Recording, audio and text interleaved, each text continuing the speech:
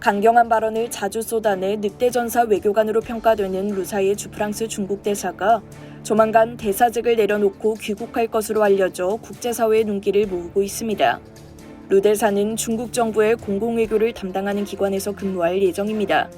10일 홍콩 싱다오르바오는 소식통을 인용해 루 대사는 곧 귀국해 공공외교를 담당하는 인민대회 우호협회 회장을 맡게 된다고 보도했습니다. 매체는 올해 59세인 루 대사가 주프랑스 대사를 4년 동안이나 지냈고 우호협회 회장직을 맡는 것은 관례에 따른 것이고 정상적인 인사라고 전했는데요. 즉 소환이나 문책 인사가 아닌 정상적인 교체 인사라는 설명입니다. 루 대사의 후임으로는 올해 58세인 덕리 외교부 부부장이 임명될 것으로 전해졌습니다. 앞서 루 대사는 지난 4월 프랑스 언론과 인터뷰에서 구소련 국가는 주권 지위가 없다고 말해 서유럽 외교가에서 거센 논란을 일으켰습니다.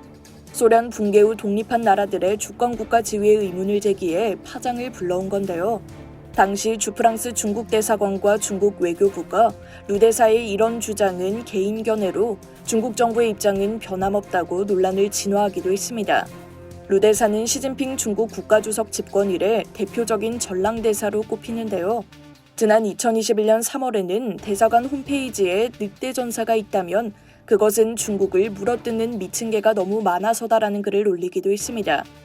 미국 언론 폴리티코는 지난해 8월 유럽에서 근무하는 중국 전랑 외교관 5명을 선정하면서 루 대사를 최악의 전랑 외교관으로 뽑았습니다. 시 주석은 집권 내내 중국 우선주의를 내세우고 있는데요. 중국의 힘을 과시하는 전랑 외교는 친강 외교부장이 지난해 말 부임한 이후 더욱 심해졌다는 분석이 나옵니다. 친 부장의 발언도 과거 주미대사 시절부터 여러 차례 논란이 됐습니다. 그는 올해 4월에도 대만을 놓고 불장난을 하는 자는 반드시 불에 타 죽을 것이라고 거칠게 경고한 바 있습니다.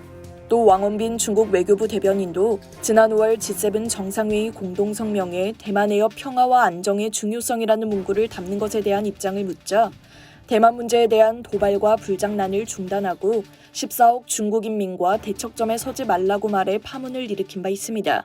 이상 여의도TV였습니다.